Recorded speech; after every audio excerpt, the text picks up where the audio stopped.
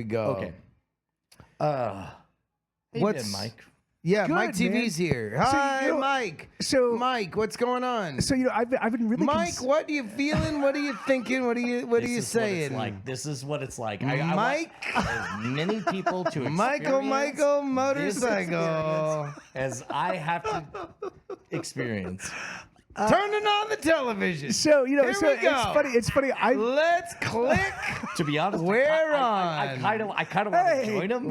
Like the TV, they call it. So it's funny. I've been seriously considering changing my name to actual TV, like doing the legal thing TV. to changing my name. No, I mean Michael Television as like my your official stage name. Yeah, you would no, wanna and then, get it yeah, no. changed. I think because. Like my dad's dead, all my family, all my sisters now have new surnames. Why can't I want a new surname? You don't Can want I? paperwork. Yeah, well, I know. No, I know. It'd be a difficult thing. No, but the it's thing always, is, everyone who changes their name is like regrets it, resents it. we had to Ask get it. easy.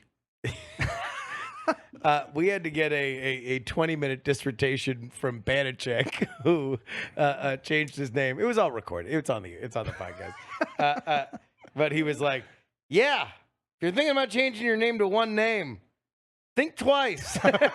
As it turns out, all of our record systems are built on two names. Oh yeah. And yeah. if you don't have another one, it would have been better if he would have renamed himself just for legal purposes. Yeah. But in your case, Banachek. yeah. in your case, it would be It'd be Mike. it'd be Mike. Yeah. You would just change your last But that name to would- TV. yeah. Marry your television. Why don't you marry your television? Yes. Marry your television, Mike TV. That's not a bad idea. Marry your That's television. not a bad idea because my TV is gorgeous. Mr. TV. Yeah. You could call yourself. But TV's dead. Yeah. on the But that's a great thing. Right? I had this It's like- conversation with a friend of ours the other day that like there's no strata for different kinds of people. And I realized that there in our entertainment world, the medium used to define the kind of person that they were. So like Christopher Hitchens wrote books, and every once in a while he appeared on television, but he was the book guy Sure. that appeared on television. And movie stars, if a movie star appeared on a television show, it was crazy. And television yeah. people were a certain Yeah. way, radio people were a certain way. Like it was always exciting when there were like multiverse crossovers, but they were exciting because we knew them from other places. Now it's all the internet. Yes. The internet is books, the internet is radio, the internet is television, the internet is movies. That's where we get all of it primarily. And slowly, we're all becoming the same. Howard Stern and Christopher Hitchens and Marlon Brando are all becoming the same person because we didn't realize how dependent we were on the mediums to sort them for us. Yeah. No, that makes perfect sense. I mean, I agree 100%. I've been thinking a lot about this exact thing. The idea that you can kind of like show up anywhere, and via the internet, you can make yourself a star that has cachet in any medium, just so long as you do well enough that people are like, well, obviously we want their audience, so let's bring them into the fold. So yeah, that's nutty to me. Like really, like, oh, I'm the guy that sells the amazing juicer that the entire world wants, and now I got a spot on this television show that I really dig. Like, Is there crazy. still a hierarchy of media? Like I know that in the 1970s, everybody was on TV, resented it because they all wanted to be in the movies. Yeah. And I know that everybody on YouTube wishes they were on television. Yeah. Is that still? I think people might want to do different things, but I think it means different things. Like, there's not a barrier as much anymore. Like, YouTubers can get a Netflix show or a Hulu. Especially now, there's a million different streamers of the things that, as they're striking now, those are both the networks and the movie studios that they are mad about, right? yeah. Like that the membrane is just thinner, maybe to the point of how we understand things non-existent. And it's like, the reason why I came up is we were talking about like, oh, how does Andrew Tate exist? Right. And why do people take him seriously? And it's like, okay, well, maybe he's just a shock jock. He's just a weird shock jockey kind of person that has existed in our culture forever, but he used to exist in this weird area. Like maybe he'd be a magazine publisher. He'd be like a Bob Guccione type or something like that, like in the past. And now he exists in the same world. Like he's 25% Tom Wolfe. He's 25% like somebody for whom you would want to pay attention to. And so now the cultural zeitgeist all goes through this one gigantic dumb pipe, and it's the world of our own making, because all of us coming from an era where things were so strataed, we were like, fuck it, kill the old system. The old system denies all the things I want. And now we have our dream, and it's great because we all have careers. Yeah, thank God. Hooray. Yeah, yes. Right? You know, we are profiteers of the revolution. But at the same time, it is odd to see the difference. Yeah. And it definitely, for me, it definitely does feel strange that there is that we've just kind of completely annihilated. Like, you know, there are movie people that make movies that are like, yeah, this is great, I make a movie, but it's one of 1,000 movies that showed up this past week. Like, the thing is, like, there's no, certainly there are the things that do get the attention, but they're usually the big budget, there are a ton of things that are amazing happening that we just don't really. Brian, you know when I heard on a podcast this week, do you know how many television shows only, were made in 2022? Wait, if it's over a billion, I wouldn't be surprised. By American studios. By American studios. Okay. By American studios. So not premiered, but they either previously existed and they continue to be released. Yeah, greenlit and produced. Yeah. Oh, Christ. In 2022. I mean, 1,000 sounds like a lot, but also I read that article about how peak television was a very expensive mistake.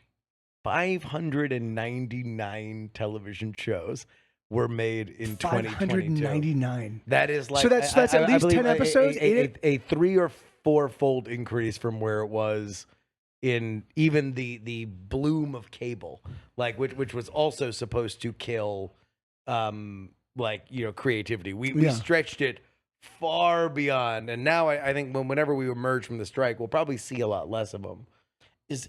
Are these specifically broadcast television shows, or by of that quality, or by the studios that are at the center of the current strike? Let's say that. So it's like the Disneys, the Netflix, the Amazons, the Apples, the Warners. You know what I'm looking forward to is when the writers and the directors and everybody goes, we don't really need the studio. Like, we could literally just do this. We could get a bunch of friends together. We could just do this whole thing and own this ourselves. And we could do this whole thing just so we could do it on our iPhones. We could do some really, I think that is going to be showing up at some point in time.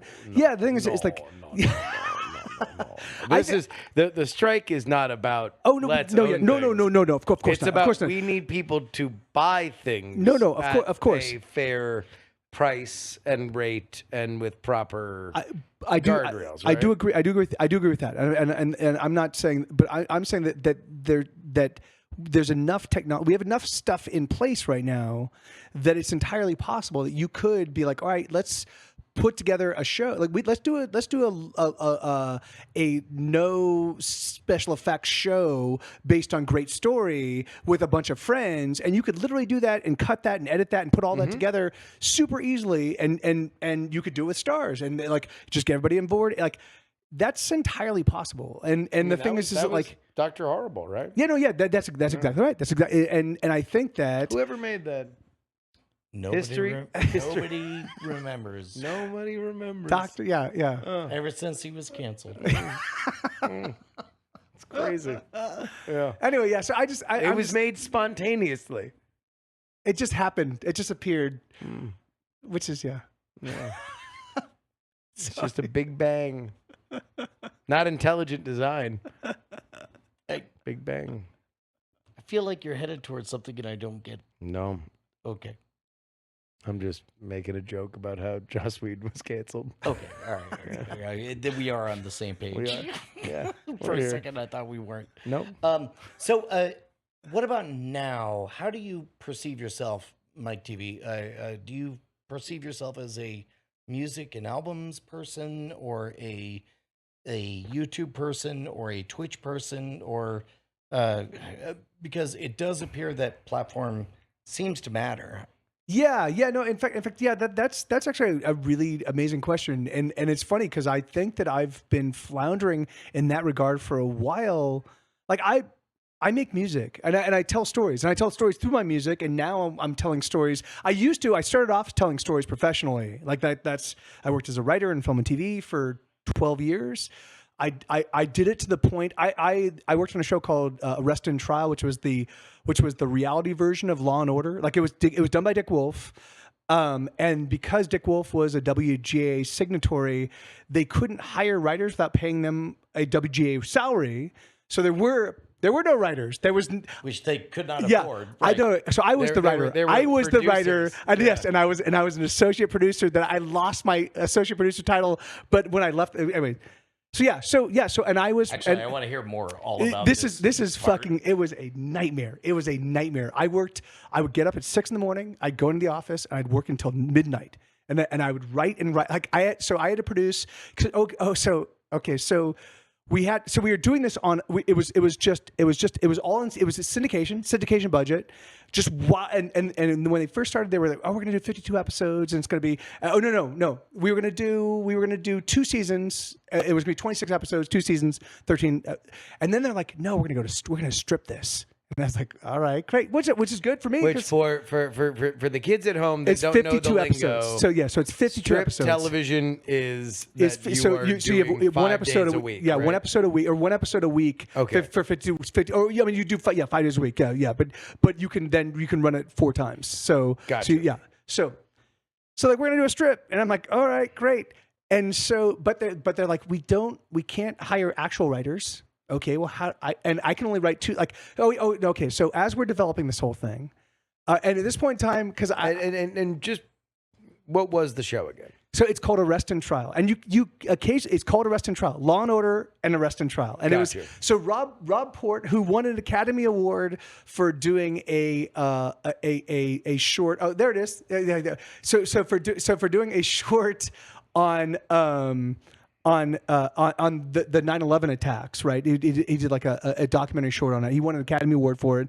Rob was my guy, and I was working as his assistant because I had walked away from the film and TV business, and then I just needed a gig. I just needed some money as I was pursuing my music career. So, and I'm like, God, so I reached out to some friends and buddies of mine, like, oh, hey, you should go work for Mopo Entertainment, Maury Povich's company. Go work for Mopo Entertainment as Rob Port, the president of Mopo Entertainment, who's a young guy, worked for him as an assistant. So I'm working for him, and he's like, hey, we got this new show. It's called Arrest and Trial, and we're crazy busy and doing all this stuff. And I was like, and they were talking about how it was difficult because they're going to be working at such a pace. It was hard to tell the directors what shots to catch. And I was like, well, then just write an animation style script. And they're like, and he's like, what do you mean? I'm like, well, in animation, you tell everybody what you see on the screen. So you define, this is all of the stuff that happens. So you were trying to script a reality show like a cartoon. Yes.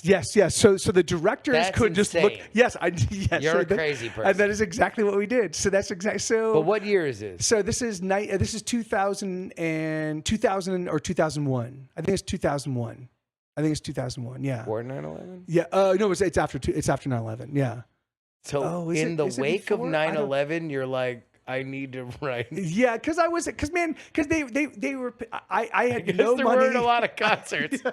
Yeah, because Mr. T's was just picking up steam, but we weren't really doing that well. Like, I didn't feel like a musician at this point in time. I was a writer, and so Yeah. I was like, and I was trying to walk away from writing, but I'm like, dude, I can do this for you.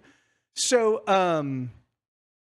yeah, man. So I was writing 2 35-page scripts a week. So that's an animation script. A 22-minute animation script is 35 pages. So I was calling all my shots, and I just want to point out that normally on a reality show, there is a script That's just but text. it's It's very just dialogue. basic. Yeah. Like, okay, in this episode, Brooke Hogan in the first scene is gonna really want a dog. Hulk doesn't want a dog. And then if you've got a host, you write, and the host says this, and that's oh, it. yeah, so no, there's 12 pages. They write the narration. Yeah, yeah. But it's kind of like these are the things that need to happen Yep. each scene, Yep. and then that's it. But But not shot for shot. Yes, That's crazy. because we weren't hiring professionals anywhere along the thing. So the people that were actually our ADs, they weren't that great. They weren't able to take the story and identify these are the shots we need to capture. So I was like, I'll just do that. I will. And so I would write these scripts and I'd send them to Rob and I'd send them to our main story editor was our head editor, right? I don't remember his name, but and a guy by the name of Eddie Barnini was our producer, and those two guys were. So I would be like, these are the shots we need to capture, and I'd literally explain. Camera shows up here on this shot, it pans over here. This is what we see. Bim, bim, bam, like you do with animation, and so. We couldn't hire actual writers, so I went to USC and UCLA, and I went to these film schools, and I was like, "Hey, do you guys have any kids that want to write, like want to do writing? Like, because if they want, like, we can give them a gig, and we can get them." So these kids had never written scripts, so they would give. So I'd get 4 of those a week, 4 scripts written by people that had never written scripts before, and I'd have to edit those, and I'd have to make them work for the. And so I was just working nonstop. What were the biggest moves that you had? Like. As soon as one came in, you're like, okay, first thing I need to do is blank. Okay, so God, no, because everyone was okay. So every episode had a because it was all crimes. It was all true crime stuff. So I had to I would often write the outline. This is how we're going to approach this thing, and then often they would be like, oh, but this is a really cool scene that I could write that to showcase my writing talents. And so and I'm like, yeah, no, we don't write dialogue in this thing because it's like so. So it was often just me going through and being like, no, this is gone, this is gone, this is gone, this is gone. This is the story. These are the things that we should have featured, and then I give it back to them and I'd walk them through it. So I did eventually get 3 or 4 writers that were getting better at understanding how to take the crime and turn it into a story. But God, But what was always the first thing you would cut? Mostly the cold open. Mostly it was the cold open. They always chose the wrong cold open. Like the thing is, like, you want the cold open, you want the murder, you want the big dun dun dun. What happened? What just happened? So you want to set somebody up for like, oh, it was gonna be a great night in town, and we're all gonna have a wonderful party, and you open the door, and oh my God, there's a dead body, like that. And they would often, and that was not a consistent. They just missed those. They would do some artsy fartsy bullshit. Their fucking dad or some Also, shit, right? you have done an amazing job of avoiding my question. What are you? Are you a music person? Oh no, are no, you a writer? No, Are yeah. you So a okay, Twitch- yeah. So okay, no. I am an autobiographer, and I'm telling my story. I'm telling my autobiography through song. But now I've added an actual story component because I have so many songs. I have 600 recordings and 12 or 13, 1,400 songs.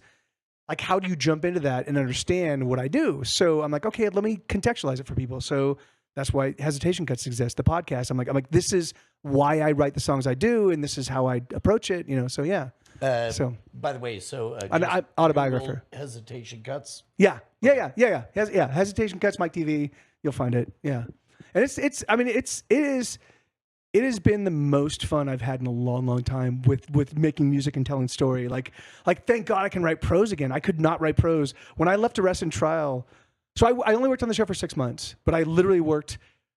I worked what's half of 365 because I worked every single one of those days. Yeah. Like literally every single day, and it was exhausting. Like when I the last week I was there, I went in and they put this stack of because I worked every serial killer case, every David Allen Lucas in San Diego, the Richard Ramirez, the Night Stalker case. Like I worked every serial killer case. So I just I spent 6 months living with the fucking absolutely worst human beings on the planet Earth, like just living in there. And of course, and I'm trying, and then There's a guy, a detective by the name of Frank Salerno, and it's so crazy because he was the guy that found the Hillside Strangler, but he also worked in the Richard Murray, the Lawrence Bittaker murders. Oh my God, do you guys know about Lawrence Bittaker at all? No. Oh God.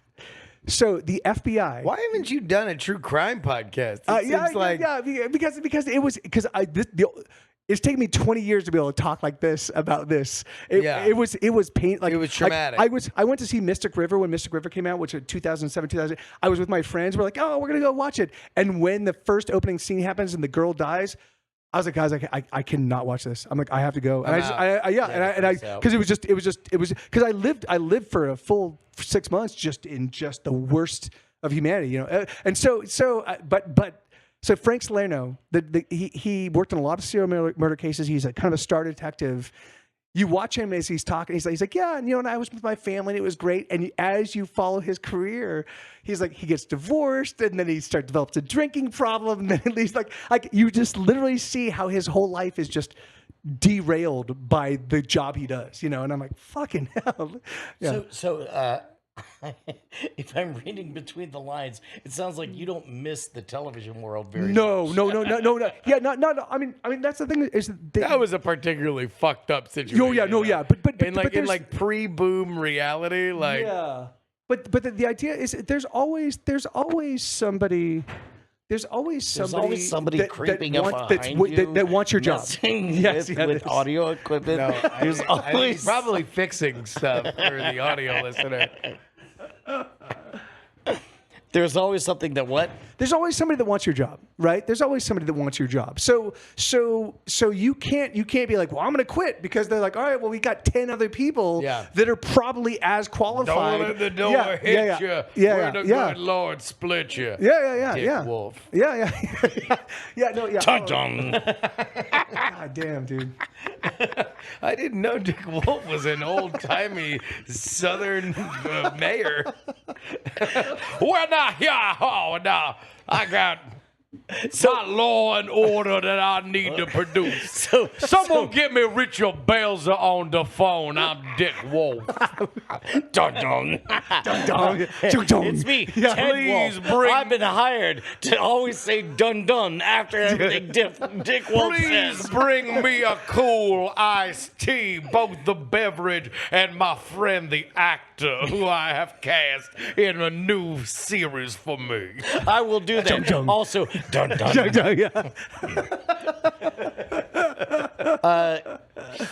What's your favorite Hollywood story? Okay. All right. No. So I have a whole bunch. But by the way, the fact that I said that and you visibly grimaced and then your eyes went up and you said, "Okay." No. Because this was deciding which one he could tell. This is amazing. All right. So Rodney Dangerfield. The man, the myth, the legend. Yep. Fucking. Also, I have no respect for him. Yeah. Well, of course. Who would? Yeah. Why would you? So Rodney Dangerfield. So we were pitching him a show called Hammerman, where he was going to be a guy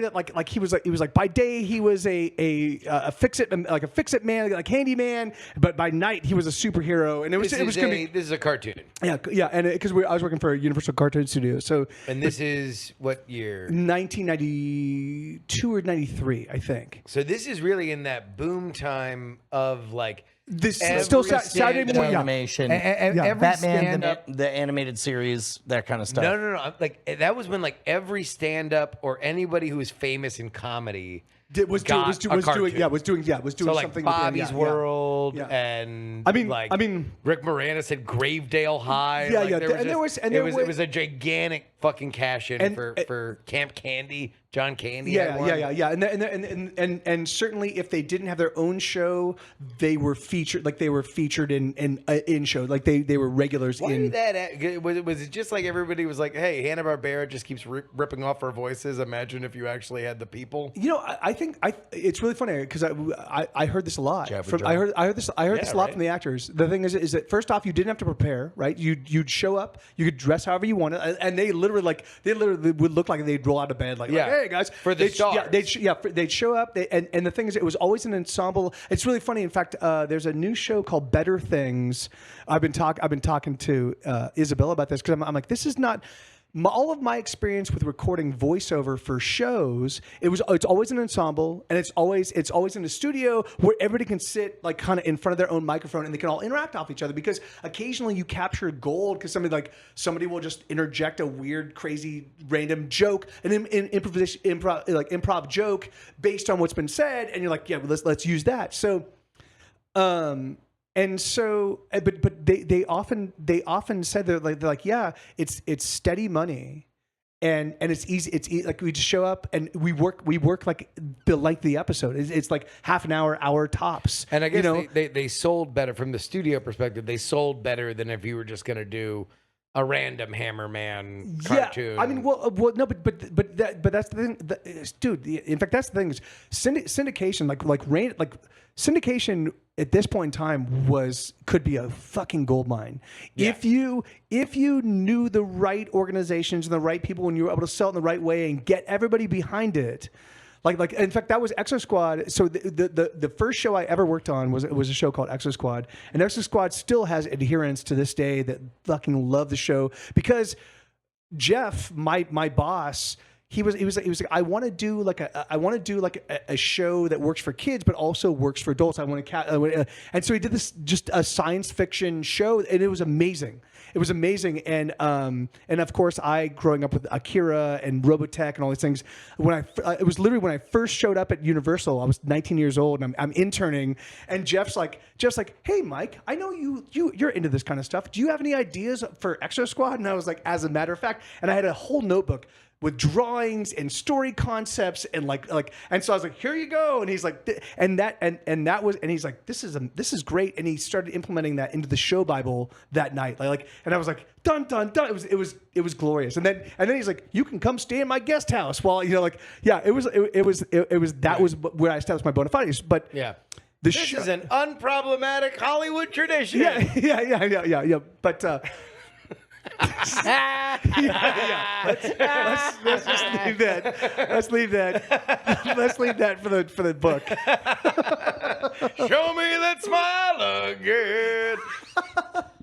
Anyway, so the show.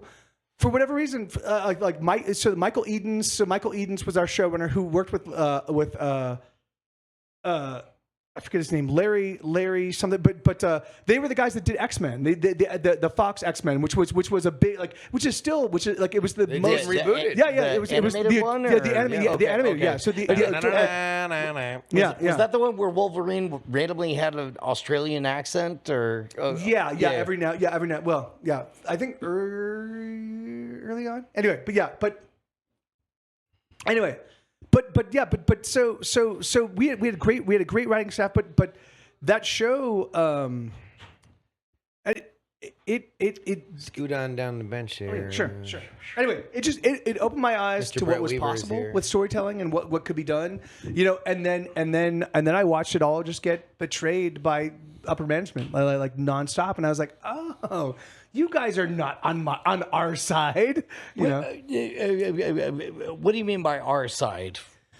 Well, so I think from my perspective, the proof is in the pudding, in the sense that there are still people that love Exo Squad now 20 years later, right? And they're still big adherents of that show. Now, if the studio had gotten behind it and had realized that this worked better for an older audience, and if they targeted that audience, I think we would have had a lot better traction, and we would have we could have not Larry Hughes. Maybe was it Larry? I don't think it's Larry Houston. Larry Page.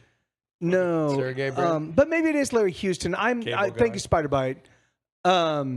Anyway, but no one's gonna watch adult cartoons, right, Brett? Yeah, No. I know. Yeah, Yeah, God, tell me I know. more about I know. this. Tell me more about this animated which is so funny. So which is so funny. So Brett's like, there was a point in time I was a big deal in anime, and I'm like, yeah, I know, dude. that was my bailiwick, and I know you, and I know what you've We done. were talking about the arc of our careers, Yeah. and And that now you're here with us. yes, I'm at the best point. You'll all end up I'm here. at the- Down here, we all float. We all float We down all here. float down here. We're just Now, the Pennywise just- for fucking I can talented just- people. No, man. I mean, We're a spider in the end. no, spoiler. no. This, I think this is like, like this is the Wild West right now, right? The internet is the Wild West, and We're and like there's Deadwood. and it We're still like is. Deadwood Yeah, now. yeah. Like And there's- now, there's like no- you could still get killed and buried in Woo's pig farm, but like sure, but there's some rules. But pretty Yeah, soon, yeah, we're oh, going to have yeah. a fire department. So Yeah. Get ready. yeah. Like we're starting to form, like some of us are going to eventually have statues. We don't know which ones and which ones are going to get killed. By but the some way, of us are- are going to have statues. Are you going to watch that new Justified in the City? I read a review that said it was really good, so probably I hope so. Is it the same people? It's literally Cowboy in the City. Well, then, yes. Yeah. No, it's just it's based just off of, Justified in the big city. It's Wow. based off of another Albert Cowboy in the Leonard City. novel. I'm gonna keep saying it. we're It'll aware. become funny. We're aware. Keep trying. Keep trying. I'm a marshal.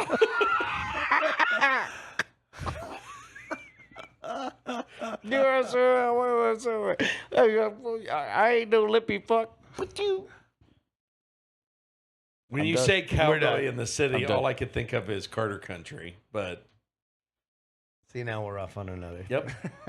Cowboy in the city. Such a- Pew, pew. You weren't done. I'm bringing us back. You're bringing us back. The Justified. What's Carter Country?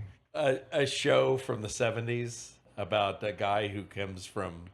See what you wrote. Really, I don't remember that. Huh? See what you What wrote. what No, I what stopped what it. was I it? stopped ABC, it. NBC, It was already- CBS? It was on already. its own. No, Yeah, I was saying a Yeah. thing about Justified, and then you went Cowboy in the City, Isn't it- and do- now we're in Carter Country. Do you guys Now we're in remember Carter Battle of Country. the Network I Stars? rescind my Cowboy. Yes. Now God, we're- man, now we're I just want to talk about that. so remember bad. 70s television shows. That's where we are now. Do you guys remember Battle of the Network Stars? No, I You was don't born in yet? No. 1983. Oh yeah, no, yeah. But Brian, you must remember Battle of the Network Stars, right? I remember you saying that just now.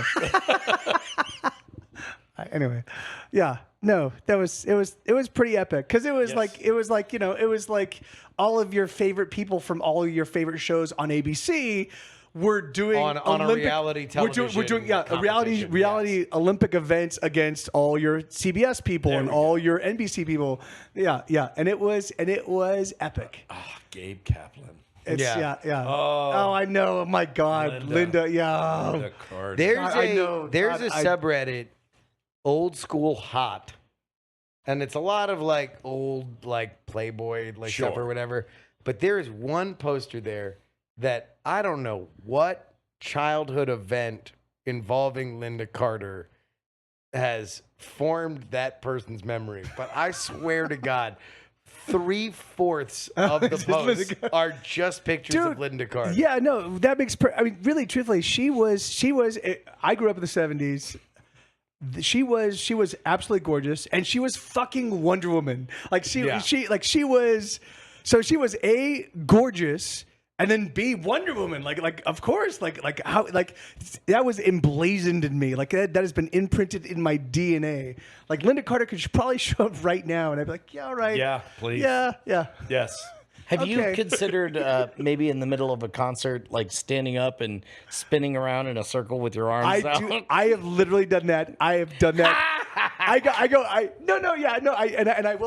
be like, Wonder Woman. Yeah. I do pretty that. good. I still do that every now and again. Because it's awesome. Love me some Linda Carter. God damn, right? Like, it was. Why do you hate Linda Carter?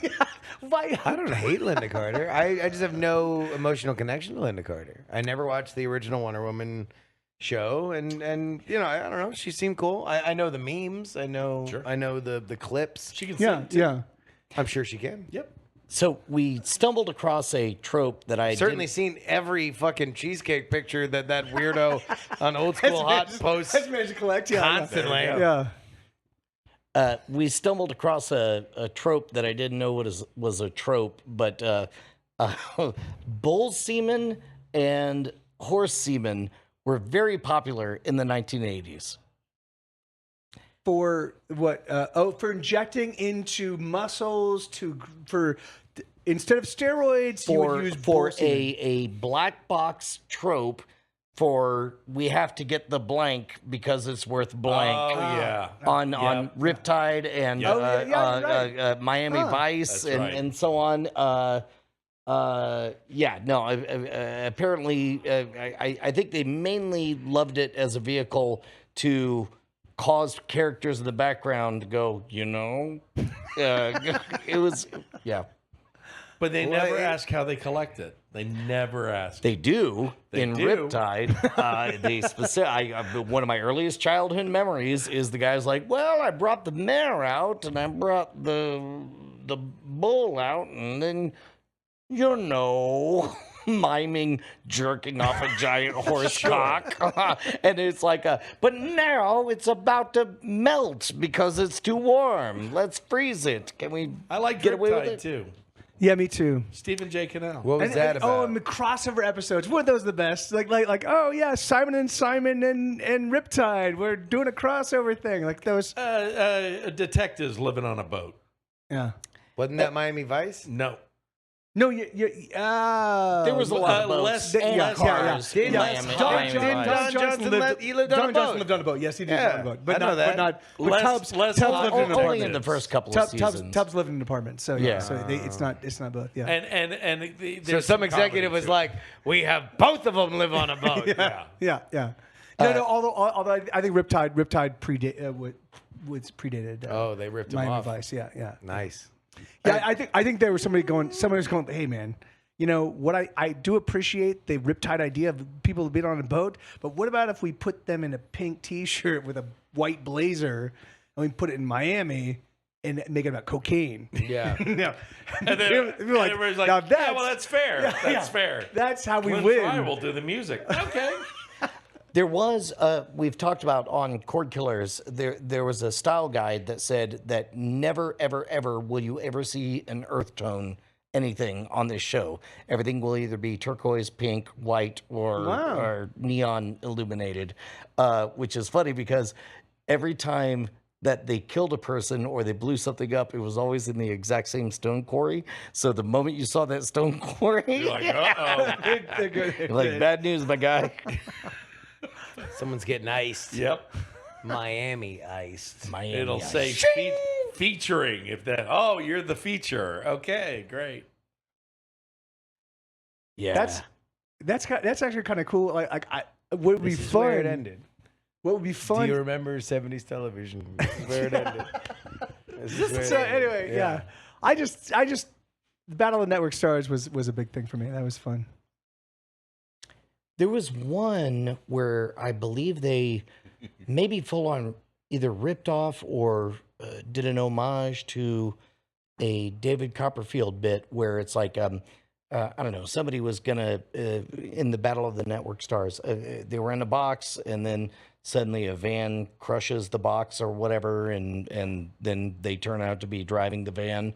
But that was the first time that I had ever learned about the idea that, oh, what you do is you have 4 people who are all dressed the same in black with a hat on, and then they all crowd around a thing, but 5 people walk away from that thing. Really? Yeah. So that was the first time you began to glean the mechanics behind magic? Not at the moment, but when I became older, I found out that's how awesome. they did it. That's fucking dude. That's amazing that you can like. I can't.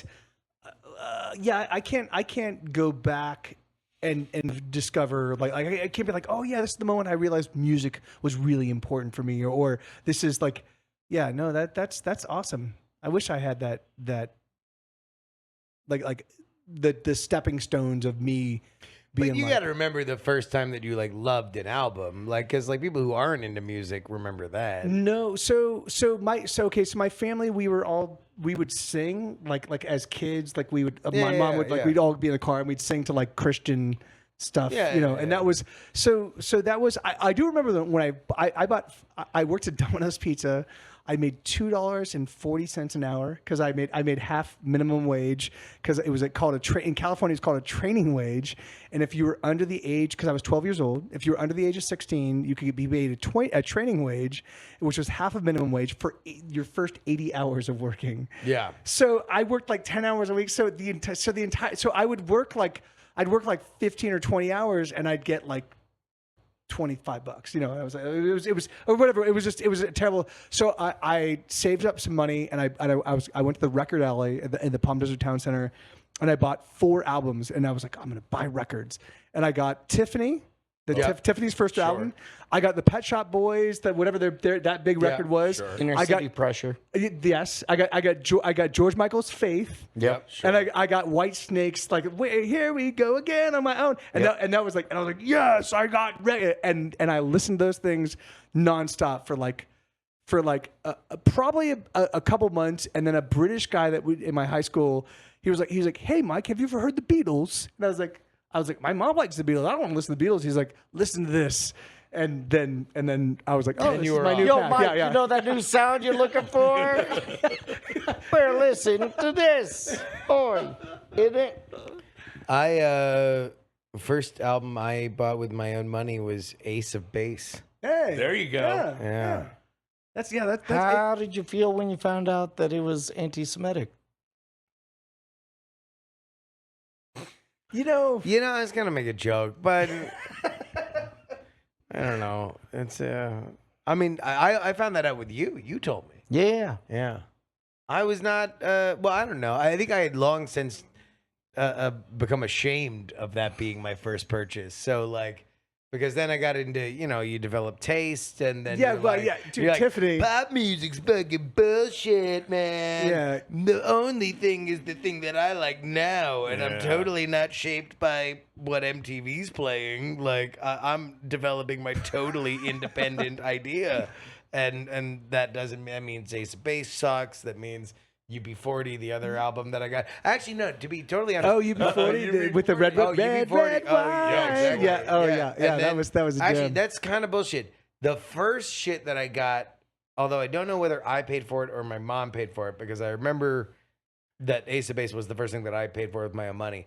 But the first shit was cassettes of the Disney soundtracks of like when the animation shit Oh, was there you popping. go. So like Aladdin, Yeah, and yeah. Lion Pocahontas. King, Yeah, yeah, and, shit like that. Those are really the first. Little Those, Mermaid. those were in my. Little Mermaid was for girls. Don't be fucking weird. But like, but the other two were enough. Had enough There's gender enough guys, yeah. crossover. Yeah, yeah, Sure. Yeah.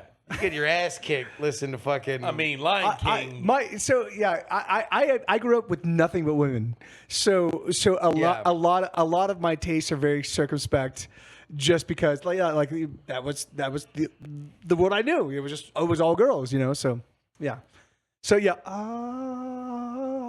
Oh my god! No, I love the movie. I mean, it was fucking an amazing movie, and I was like so excited for any of these. Yeah, and these, I these was shits that I came was out. like- I I'm like- loved them. I burnt those tapes out, and then Ace of Base, UB40, but then Green Day. Green Day's Dookie was the first one where I was just like, I have an identity now. Yeah. My identity is I only like Green Day. Isn't that so crazy? Like that's the weirdest thing that's the thing I love about music.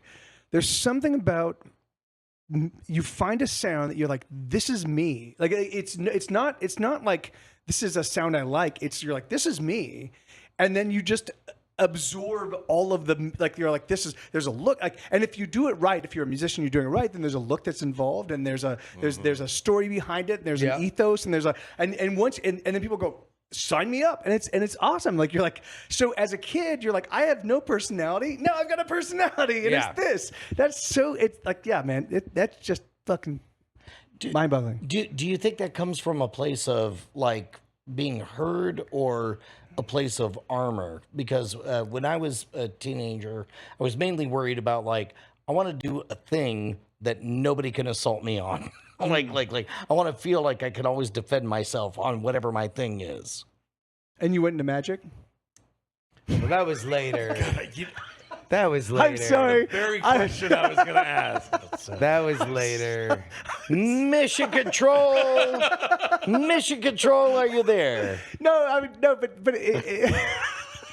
No, Burn unit reporting in. How can I help you? You gotta end on that. You gotta end. We're closing. All right, down. we're Bye. sending it back to you guys. Get some salve. Wow. Thank you, Green Room. Wow. Oh, sorry. Thank you, everybody, for joining them in the Green Room here. Wow. Yes, hello. Great to hear you. Great to see you. Hello, everybody. Welcome back from the Green Room. Bryce Castillo here. Navigating you in and out of the whole dang show. Hi, everybody. Let's do a couple of birthdays, why don't we, while we wait for everyone to join us here. Of course, you can get your shout-outs in the Discord, discord.greatnight.tv. We have the Birthday Borner channel there. I'm going to go back. I'm just going to go backwards here because I'm not sure the last time I did one. But, yesterday was one Scott Johnson's birthday. Happy birthday, Scott Johnson. We also had on the 10th, Joe's birthday. Happy birthday, Theater Monkey. We also had Brain's 23rd birthday back on the 8th. Happy birthday, Brain. And AJJB.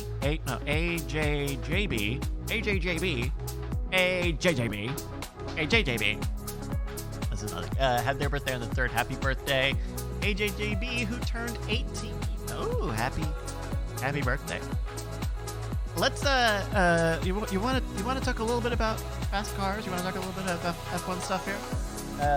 The biggest news since the last race was that Nick DeVries is out.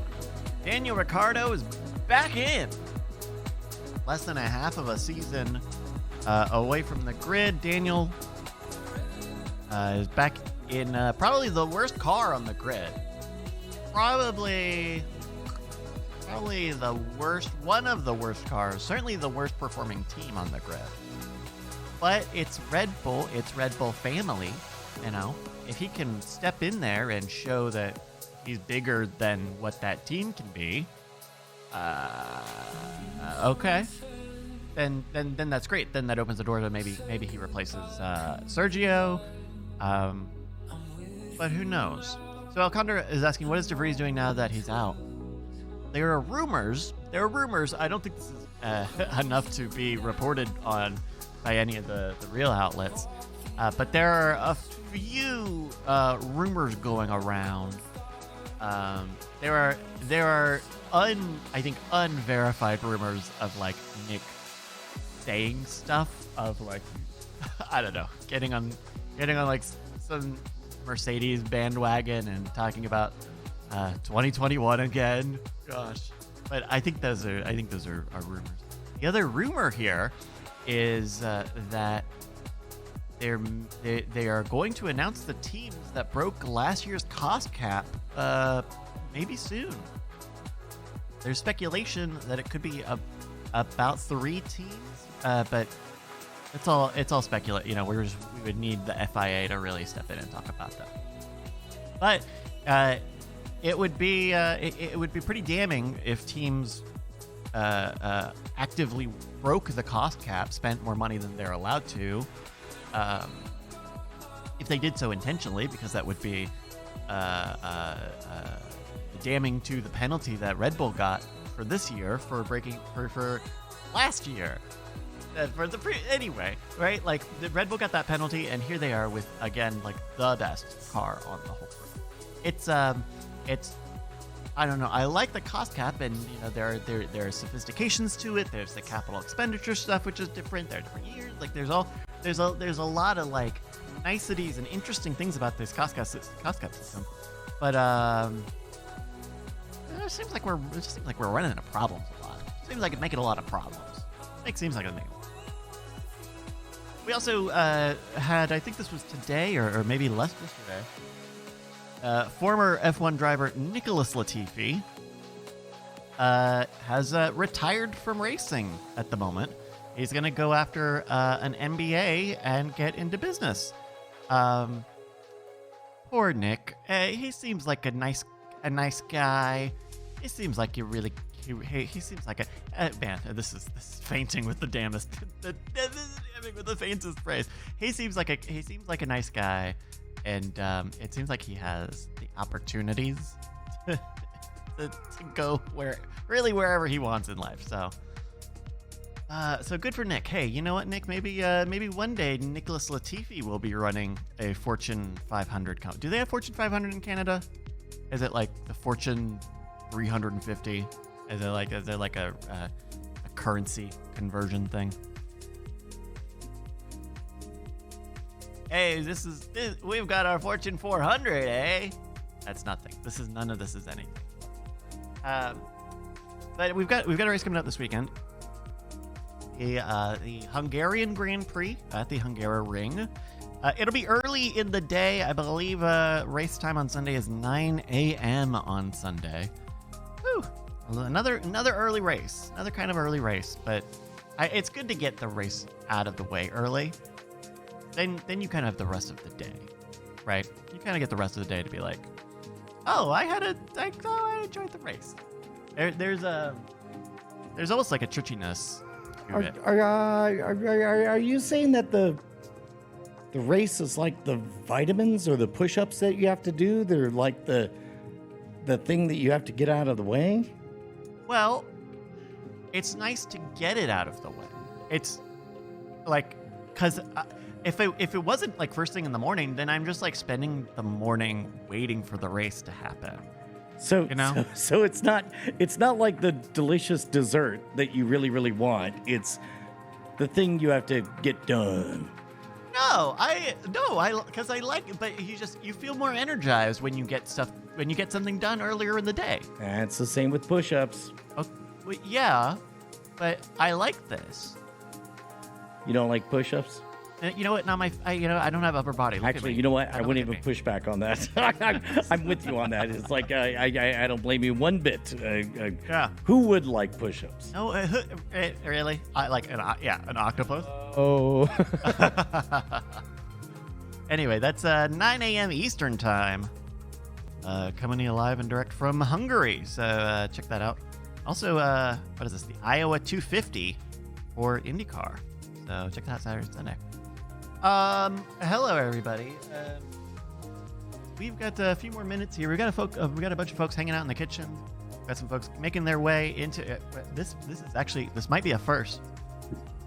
We're all ready and there's nobody here. The entire crew and staff and talent are here, and all of our audience are in the other room. Also, they're filtering in now. now. For the chat, I do believe I did fulfill my push-up obligation. Did you? Whether or not it was on screen is a matter for another day. Yeah. Nobody Canonically, it is true knows. It is done. that you fulfilled your push-up obligation. Khaleesi. My mom and dad are watching Game of Thrones, and I don't know how to What's feel your about favorite question you've gotten? Because those are always my favorite, is when people are watching Game of Thrones for the first times and they have these questions. Who's the face man? Okay, now you're describing me watching sports television. But yeah, I don't know.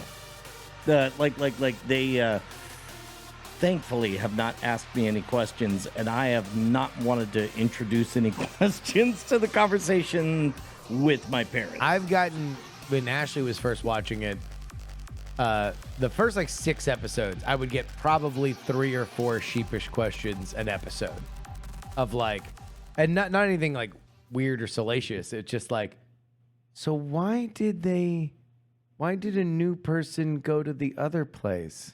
And I'm like, no, it's the same person. Remember the guy in the first episode? Who He did has the a beard thing? now. Yeah. So yeah, it's the same person. Oh, that makes more sense.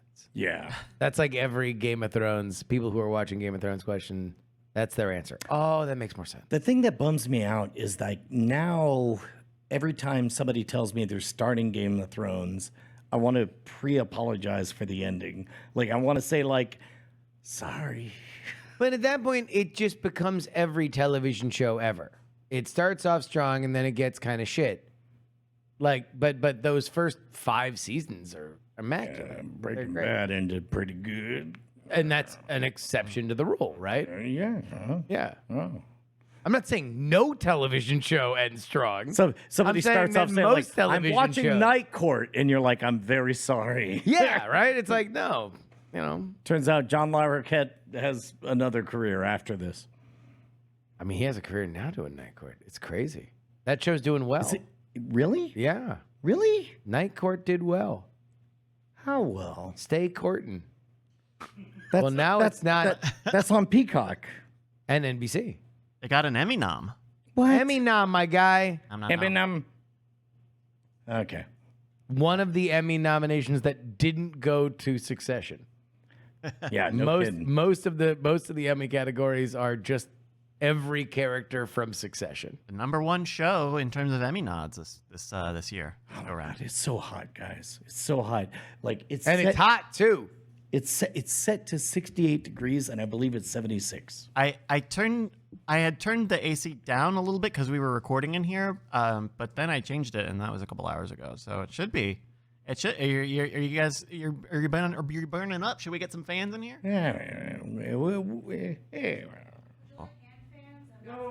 Got hand fans too. Oh, he's walked away. Okay. Well, I believe we're about ready to get going with the show. Then let's do some final checks before we get started. Brett, are you good to go? Yes, friend. Oh, there we go. Justin. Ryan. Annalisa. Shannon. Ready. The chat in our beautiful studio.